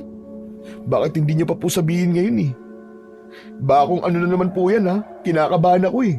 Huwag kang kabahan. Sige na, matulog ka na. Napabuntong hininga ko. Halatang nabitin. Ang hirap niyo naman pong kausapin minsan, Apong Severino. Pag oras na, malalaman mo din ang lahat. Sa ngayon, magpahinga ka na. Huwag ka nang mangulit. Matulog ka na. Wala na akong nagawa. Humiga na lang ako at pilit natulog. Kinabukasan, nagising ako at nakita ko ulit si Apong Severino sa labas ng kuweba. Abala na naman siya sa kanyang ginagawa. Nakaupo siya sa isang bato, bahagyang nakayuko at may hinahasang 2 itak na kulay pilak. Umupo ako sa tabi niya. Oh, gising ka na pala, iyo. Opo, Apong. Apong, bakit po pala kayo naghahasa ng itak? Saan niyo po gagamitin yan? Huminto siya sa paghahasa. Itinaas niya ang 2 itak. Tinitignan ang mga talim kung okay na ba. May naaamoy akong panganib. Panganib? Ano pong klaseng panganib, Apong Severino? Pinagpatuloy niya ang paghahasa, pero mas mabagal na, mas maingat, at mas maiindayog. May isang grupo ng mga aswang na gumagala ngayon at nagbabalak na maggasik ng lagim. Talaga po? Saan po sila mag-aasik ng lagim? Alam niyo po ba? Hindi ko pa alam sa ngayon. Naku, baka naman naaamoy na nila yung dugo nung napatay nating aswang. Hindi rin ako sigurado kung yun nga ang dahilan. Apong Severino, ano pong gagawin natin? May plano po ba kayo? Hindi niya ako kagad sinagot. Binalot niya ng puting tela ang mga itak at sinimulang dasalan. Pagkatapos ay tumingin siya sa akin. Angelo, kung sasabihin ko bang bumalik ka na muna sa baryo nyo, papayag ka na ba? Hala, pinapalayas niyo na po ba ako? Ayaw niyo na po ba sa akin, Apong Severino? Teka, may nagawa po ba akong pagkakamali? Sorry na po. Hindi kita pinapalayas at wala kang nagawang kasalanan. Bakit po? Baka kasi may dumating na gulo dito at hindi ka pwedeng madamay. Hindi ka pa handa at ayokong mapahamak ka. Kung ganun pinapaalis niyo po ako kasi alam niyo pong mahina pa ako. Hindi naman. Pinapaalis kita dahil hindi ko hahayaan na mapunta ka sa gitna ng isang laban na hindi mo pa kaya. Alam kong matapang ka, pero hindi mo pa talaga sila kaya. Hindi ako nakaimik sa sinabing yun ni Apong Severino. Pero maya-maya lang ay may inilabas siyang kwintas mula sa kanyang bulsa. Alam ko na hindi ordinaryo ang kwintas na yon dahil nakita kong nakasabit ito sa dingding ng kanyang kuweba. Ang hugis ng pendant o palamuti nito ay isang pendant na hugis bilog at itim na bato, pero may kumikislap na parabang maliliit na bituin. Heto, may ireregalo ko sa iyo. Isang amuleto. Para saan po yan, Apong? Isa tong makapangyarihang agimat. Kaya nitong matalo at sino mang masasamang nilalang, kahit gaano pa kalakas. Bigla akong napatitig sa kwintas. Para bang hinihigop ako nito. Parang nag-uudyok na kunin ko. Dahan-dahan kong itinaas ang aking mga kamay at kinuha yun. At sa oras na dumampi ito sa balat ko, may naramdaman akong mahinang kuryente na gumapang mula sa aking kamay, papunta sa buo kong katawan. Sige, isuot mo na iyo. Para sa iyo yan. Gantimpala ko sa iyo. Sinunod ko naman yun, pero hindi ko inaasahan na may malakas na boltahe ng kuryente ang dumaloy sa akin dibdib. Hindi masakit, pero nakakabigla. Para bang nagising ang dugo ko. Napapikit ako ng mariin. Apong Severino, ano po yun? Hayaan mo lang. Tinatanggap ka lang ng agimat. Dahan-dahan ay humupa rin ang aking pakiramdam. Pagmulat ko, nakatingin sa akin si Apong Severino. Ang amuletong yan, hindi basta-basta pinapasa kahit kanino.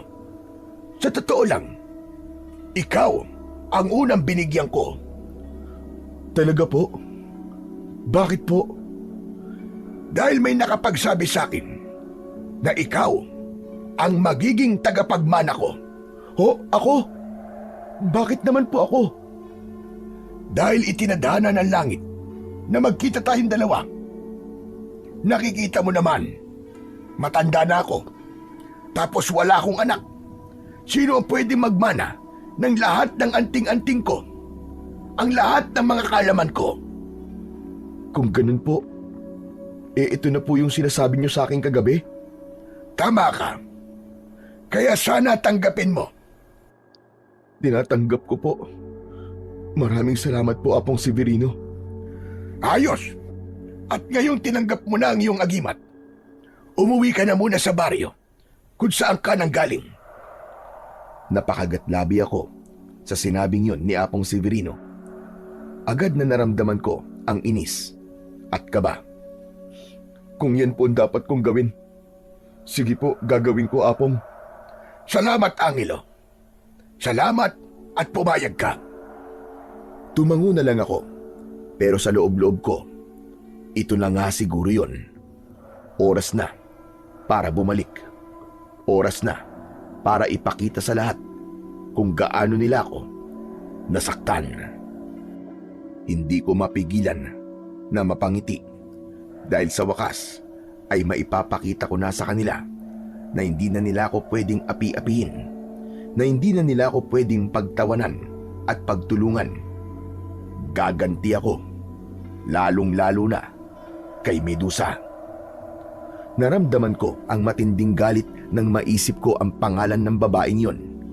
Naalala ko kasi yung pang-aapi niya sa akin at yung paggawa niya ng kwento para saktan at kamuhian ako ng mga tao. Magugulat sila sa pagbabalik ko. Hindi na ako isang busabos ngayon. Isa na akong antingero. At hindi lang basta antingero, kundi may agimat na kayang magpaluhod ng sinuman. Napapikit ako at bumuntong hininga. Sa loob ko, unti-unting lumalakas ang tibok ng puso ko dahil sa galit na ilang araw ko nang kinikimkim. Babalik na ako ng baryo at hindi na nila makikilala ang Angelo na kilala nila noon. Umpisa na ng paghihiganti at umpisa na ng araw na mapapakita ko sa kanila kung sino ang taong dapat nilang katakutan. Iyo, ayos ka lang ba? Kanina ka pa bulong ng bulong ha? Ano bang sinasabi mo? Ho? Wala po, Apong. Kinakausap ko lang po yung agimat ko. Salamat po talaga dito ha. Sige po, Apong. Aalis na po ako. Maraming salamat po sa lahat. Teka, aalis ka agad-agad? Mamaya na, kakain muna tayo. Saka ihatid kita pagkatapos. Kailangan ko lang natapusin ang ginagawa ko. Kailangan masiguro na matatalas itong mga itak. Aanhin niyo po ba yan, Apong? Para sa'yo talaga to. Ibibigay ko sa'yo ang 2 itak na to para magamit mong pandepensa ng sarili mo kung kinakailangan. Po?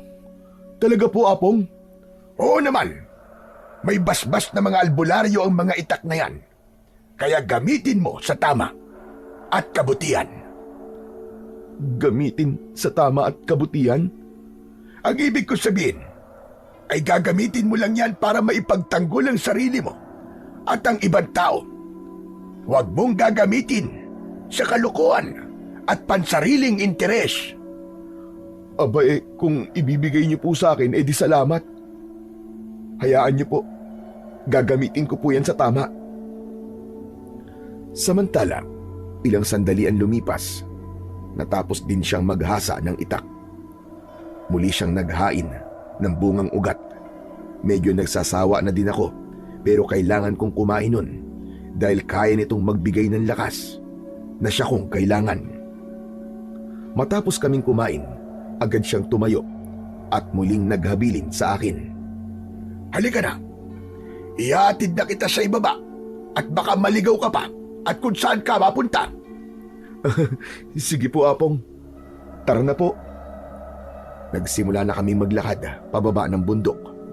At nang makababa na kami, tumigil si Apong Severino at tinapik ang aking balikat. O paano? Hanggang dito na lamang ako, iho. Salamat po sa paghatid sa akin, Apong. Pero Apong, tanong lang. Magkikita pa po ba tayo? Baka kasi hindi ko po masundan yung daan papunta sa kuweba eh. Magkikita pa tayo, huwag ka mag-alala. Di ba nga sinabi ko sa'yo na ikaw ang magiging tagapagmana ko? Hindi ko lang po kasi maintindihan kung bakit kailangan ko pang umuwi sa baryo. Pwede naman pong manatili muna ako doon hanggang sa matutunan ko po lahat ng gusto niyong ituro sa akin eh. Hindi ko rin maintindihan kung bakit, iyo. Pero yung kasi ang ibinubulong ng hangin sa akin, kailangan kitang pauwiin. Hindi pa malinaw sa akin kung bakit. Ganun po ba? Oo, kaya sige na. Umuwi ka na muna. Mag-iingat ka. Tumango ako at hindi na sumagot. Nagsimula na akong maglakad. At nang malapit na ako sa baryo, hindi ko inaasahan ang makikita ko.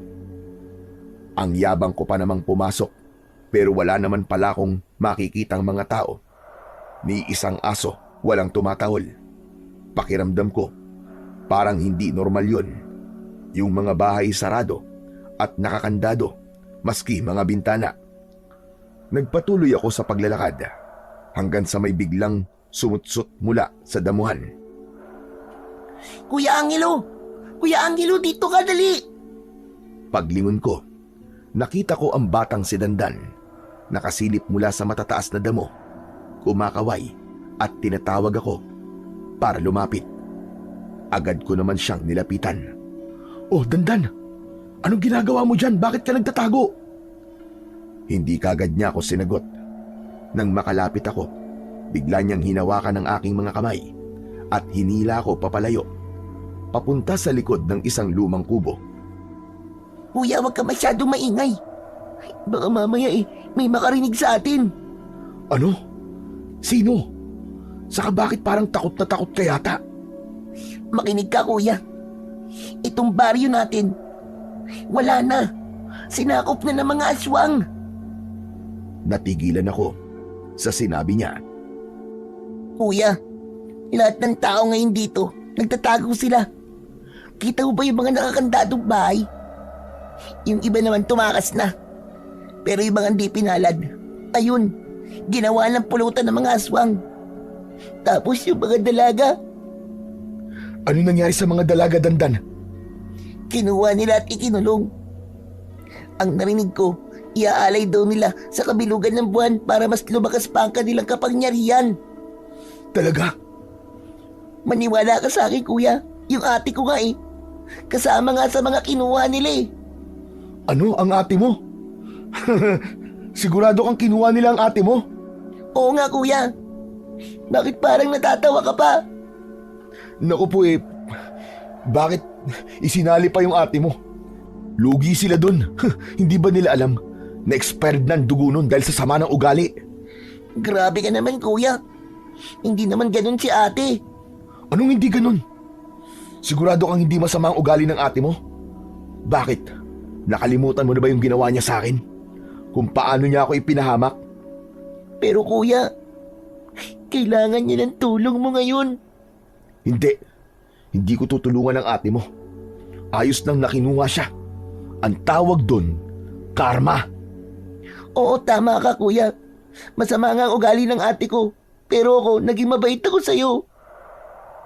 Kuya, baka pwede mo namang gawin ito para sa akin. Parang awa mo na, kuya. Tulungan mo kami. Tulungan mo si tatay at ang ate ko. Tulungan mo ang buong baryo. Hindi ko gagawin yun. Hindi ko kayo tutulungan. Bahala kayo sa buhay nyo. Talaga ba ganyan katigas ang puso mo? Wala naman natitirang awa dyan? Lahat kami, kuya. Nangangailangan ng tulong. Sa tingin nyo may magagawa ko? Bakit? Hindi ba ang tingin nilang lahat sa akin ay busabos? Mahina, walang kwenta? Ngayon sabihin mo sa akin, kung meron ba talaga akong kayang gawin? Meron kang kayang gawin, kuya. Alam kong malakas ka. Naniniwala ako sa'yo noon pa man. Alam mo yan, kuya. Kaya parang awa mo na, Kuya Angelo. Tulungan mo naman kami, oh. Dahil kung hindi ka tutulong, mamamatay silang lahat. Napalunok ako, pero hindi ko ipinalata. Nakatingin sa akin si Dandan. Tahimik na naghihintay sa magiging sagot ko. Hindi agad ako nakapagsalita. Nagtatalo ang isip sa dalawang bagay. Ayokong tumulong dahil gusto ko ngang magiganti, pero may kaunting konsensya na kumurot sa puso ko, lalo na nang makita kong nagsimula ng umiyak si Dandan. Parang awa mo na, kuya. Iligtas mo kami. Iligtas mo kami sa kamay ng mga aswang. Anak ng putya naman, oo. Bakit ganito? Oo na. Pero hindi ako mangangako na magagawa kong iligtas sila. Ilan ba ang kalaban? Madami po, kuya. Siguro po, may 20. Ha? Ganun karami? Teka, paano ko naman kakalabanin yun? Wala akong kapangyari. Natigilan ako nang bigla kong maalala ang kwintas na ibinigay sa akin ni Apong Severino. Meron pala akong kapangyarihan na pwede kong magamit sa oras ng pangangailangan. At napatingin din ako sa hawak kong 2 itak. Parang biglang umalingaw-ngaw sa pandinig ko ang sinabi ng matanda sa akin na gamitin ko yun bilang pangdepensa sa akin sarili kung kinakailangan. Sige na. Huwag ka nang umiyak dyan. Gagawa tayo ng paraan para mailigtas ang ate mo. Talaga? Salamat po, Kuya Angelo. Ang bait mo talaga. Dinala ako ni Dandan sa isang abandonadong bahay malapit doon sa baryo. Doon pala nakatago ang ilang mga kababaryo namin. Pagpasok ko, agad silang tumahimik. Tumayo ako sa gitna nila at huminga ng malalim. Anong plano nyo? Dito na lang ba kayo? Walang sumagot. Nakita ko sa mga mukha nila ang pagod, takot at kawalan ng pag-asa. Tulungan natin ang mga kinuha nilang kababaryo natin. Mang Joey, iligtas natin ang anak mo. Hindi agad tumingin si Mang Joey. Nakayuko lang siya. Nakapatong ang 2 kamay sa tuhod. Nanginginig. Ilang segundo bago siya nagsalita. Sinubukan na naming iligtas sila. Pero wala. Hindi namin kinaya. Marami sa amin ang namatay. Malupit sila. Wala silang awa. Hindi mo kilala ang mga nilalang na yun, Angelo. Tama si Mang Joey. Kahit ang pinakamalakas sa amin, wala na. Kung susugod kami ulit, parang susugod kami sa aming kamatayan. Takot kayong mamatay? Kung gano'n, nahayaan nyo na lang yung mga kababaryo natin na molestahin nila, saktan at patayin ng mga walang awang yon. At ano naman ang gusto mong gawin namin? Magpakamatay? Hindi nga natin sila kaya. At sino lang ang kaya mo, Man Joey? Ako? Ako lang ba ang kaya mo, Man Joey? Manahimik ka, Angelo. Ngayon ko lang napatunayan na isa ka palang duwag. Ang kaya mo lang ay ang mga mahihina, ang hindi lumalaban sa'yo. Biglang napakbang si Mang Joey. Agad niya akong kinwelyuan at halos magdikit na ang mga mukha namin. Naramdaman ko ang mainit niyang hininga. Galit siya. Hinayaan kong hawakan niya ako. Ulitin mo sinabi mo, bata. Ulitin mo! Duwag ka, Man Joey. Nanginginig ang mga kamay ni Man Joey. Kita ko sa mga mata niya ang sakit, galit at hiya. Tinulak niya ako, pero hindi niya tinuloy ang pagsuntok sa akin. Hindi mo alam ang pinagdadaanan namin dito, Angelo. Kaya manahimik ka. Tama si Man Joey. Huwag ka magtapang-tapangan, Angelo, dahil hindi mo alam kung paano nilapan ang mga aswang na yon, ang mga kasamahan namin. Para kaming mga walang kwentang hayop sa harap ng mga aswang na yon. Alam ko ang pinagdadaanan nyo. Katulad lang din yan ng ginawa nyo sa akin noon. Natigilan sila at walang nakapagsalita. Tinignan ko sila isa-isa. Yung mga muka dati na puno ng yabang, ngayon puro takot. Yung mga kamay na dati ay hindi marunong magdalawang isip na manakit ng tulad ko, ngayon nanginginig. Maya-maya pa, may isang naglakas loob na magsalita. Ang tanong, kung sasama ka sa amin, kaya na ba natin? May liligtas ba natin yung mga nabiyag nila? Kaya ba natin bawiin ang baryo mula sa mga halimaw na yon? Walang masama kung susubukan natin. Susubukan, Angelo? Hindi ito isang laro. Buhay ang nakasugal dito. Isang maling hakbang. Tapos tayong lahat. At kung hindi natin susubukan man, Joey, siguradong makukuha na nila ang baryo ng tuluyan. Papatayin nila yung mga mahal nyo sa buhay. Mamamatay si Medusa. Mamamatay ang anak nyo. Muling natahimik ang lahat. Pero tulad kanina, wala pa rin kumikilos. Takot talaga sila. Ayaw na nilang lumaban. Sige, kung ayaw nyo akong tulungan, ayos lang. Ako na lang mag-isa. Pagkasabi ko nun, may biglang lumapit sa akin. Maraang hinawakan niya ang laylayan ng damit ko. Ako po, kuya. Sasama po ako sa iyo, Kuya Angelo. Kung takot sila, ako po hindi. Sigurado ka ba, Dandan? Pero delikado ang laban na to para sa'yo. Masyado ka pang bata. Baka bago natin makita ang ate mo, mapatay ka na nila. Hindi po ako natatakot. Basta't kasama kita, kuya. Naniniwala akong hindi mo ako pababayaan. Sa huli, pumayag na din ako na isama siya. Walang nagawa si Mang Joey kahit ilang beses pa niyang pigilan ang bunso niyang anak. Pagsapit ng gabi, bumalik kaming dalawa sa baryo. Nagkubli kami sa dilim. Dahan-dahang lumapit hanggang sa nakita na namin ang mga biyag. Nasa plaza sila, nakagapos at kasama doon si Medusa. Sumisigaw siya na walang preno ang bibig. Kahit kailan talaga, yung bibig ng ate mo walang tigil. Hindi niya magawang maitikom.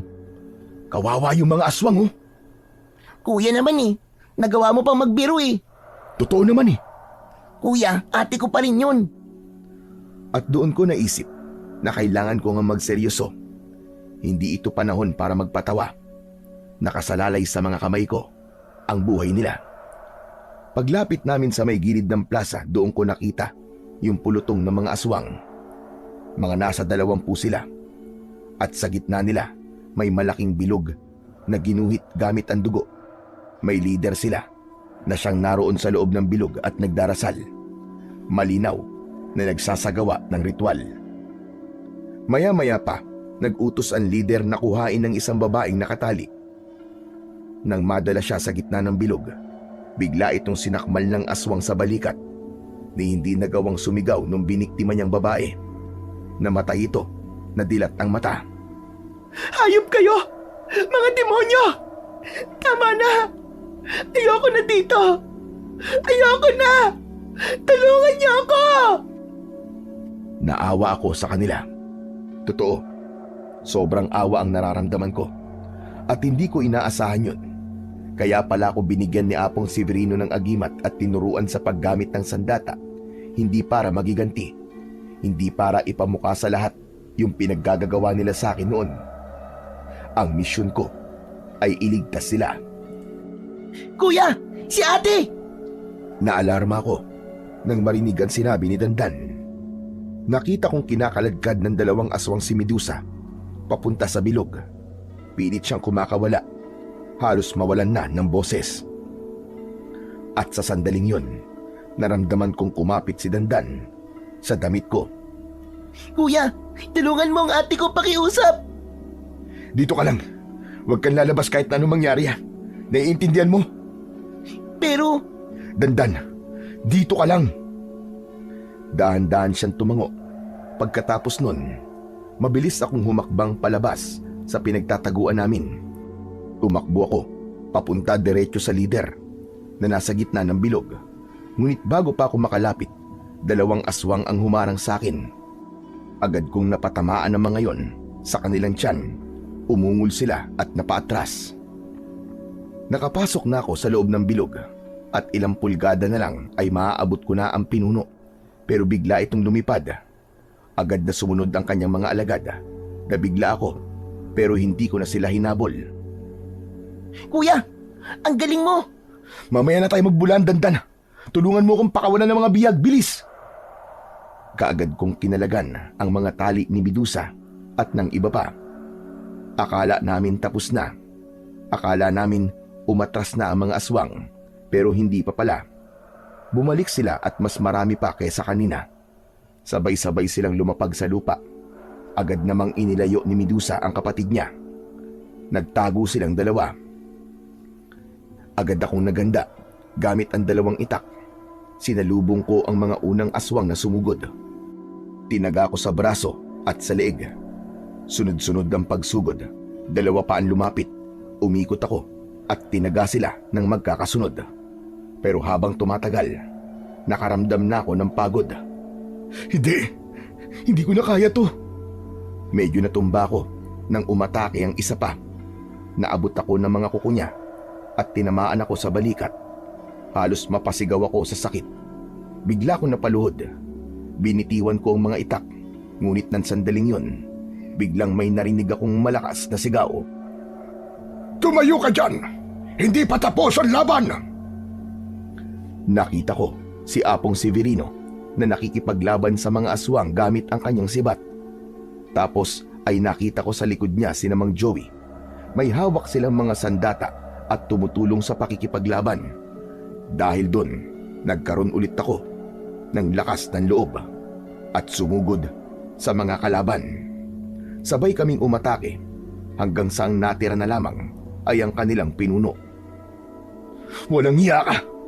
Dito mo pa talaga piniling magasik ng lagim, ha? Pero tapos na to ngayon. Babawiin ko na ang baryo namin.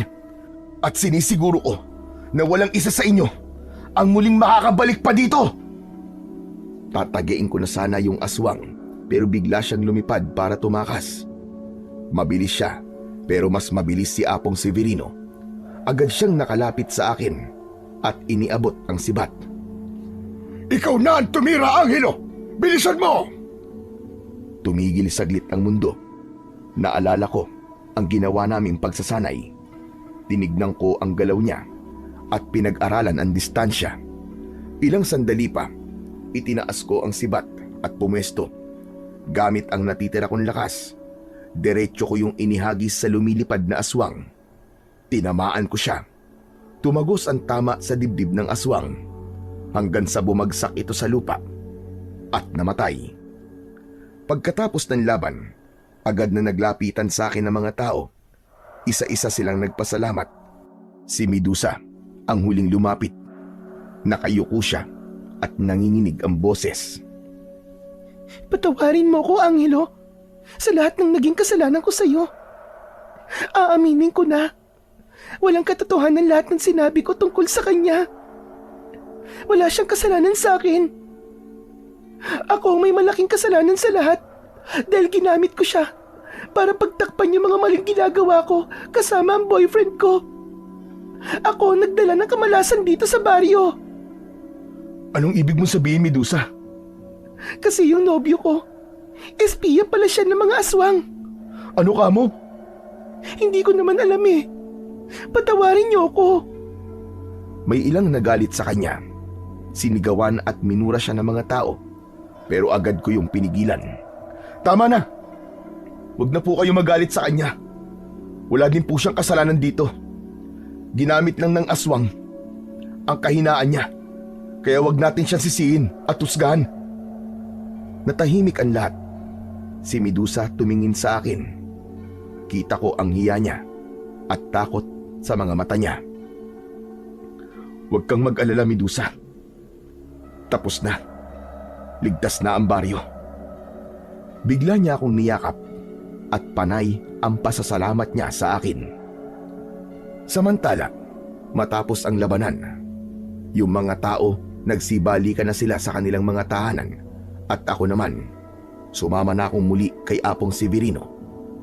Magpapatuloy ako sa pagsasanay sa pag-aaral at paghahasa ng aking kapangyarihan. At marami pa siyang ituturo sa akin. Ilang taon din ang lumipas bago ako bumalik. At nang makabalik na ako sa baryo namin, handang-handa na akong maglingkod. Ginamit ko ang lahat ng natutunan ko sa matanda upang maprotektahan ang aming baryo. Simula noon ay wala nang aswang ang nangahas na pumasok sa baryo. Naging tahimik na ang buhay ng mga tao. Si Dandan, Medusa at Mang Joey naman, sila na ang naging parang tunay kong pamilya. Lagi silang nariyan para tumulong sa akin sa panggagamot at sa pag-aasikaso ng mga may sakit. Bumawi sila sa kanilang nagawa. Samantala, hindi na ako nagkaroon ng sariling pamilya o asawa.